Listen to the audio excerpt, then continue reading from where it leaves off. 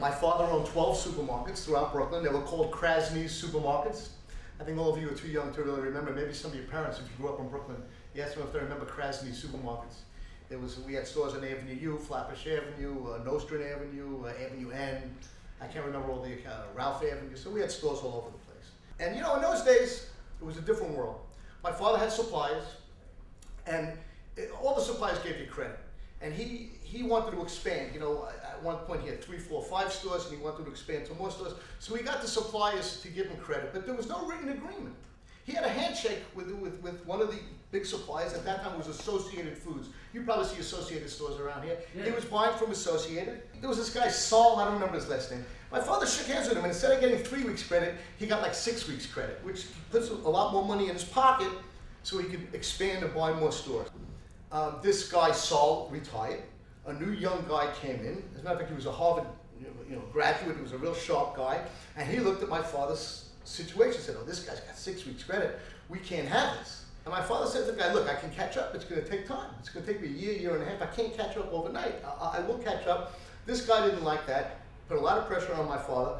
To make a long story short, he wound up going bankrupt. We lost 10 stores. 10 stores were sold to pay off part of the debt. And he kept 2 stores to work off the rest of the debt. Unfortunately, my father, there was a lot of pressure on him, and he died of a heart attack when I was 19 years old.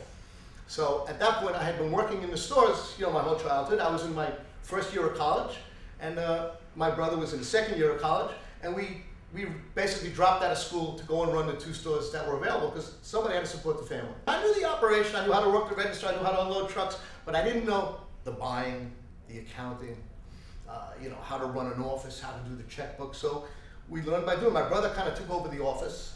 I took over the operation in the stores that's what we were attracted to naturally, I guess. At that time, business started to change. All of a sudden, everybody was carrying food. The drugstores were carrying food. The gas stations were carrying food.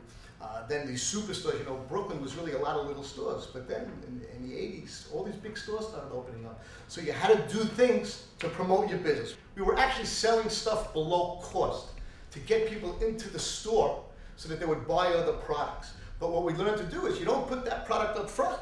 You take that product, you put it in the back of the store so that people are forced to walk through the store to look for these specials. Think about a supermarket.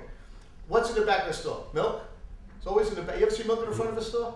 No. Why? Because you walk in, everybody needs a quarter milk, a half gallon, and make sure you walk to the back. They put meat in the back of the store. Why? They want to make you walk through. Now, if you also notice, most supermarkets, if you're looking at, what do you walk into first in most supermarkets? Anybody realize what you see first? Produce. Produce. Why?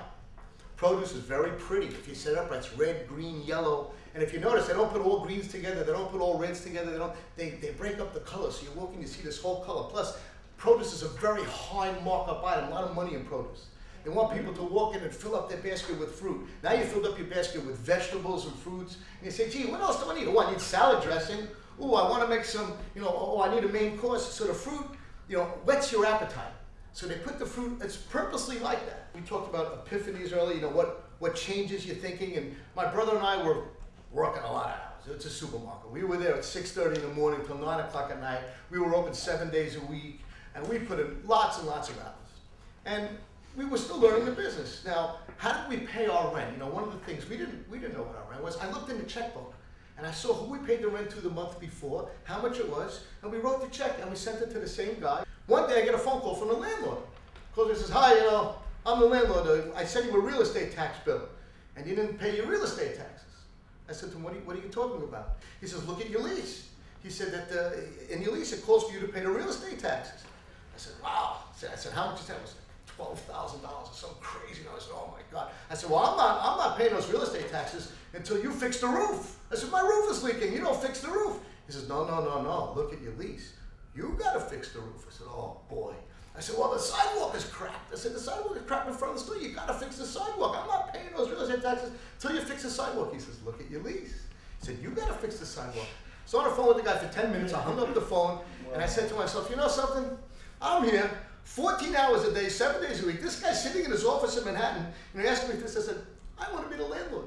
I said, this retail stuff is terrific. You can make money in retail, but I said, I don't need to put in 100 hours a week so this guy can sit and dictate to me. And I said, I want to buy real estate. I said, I want to own the I don't want to be the tenant.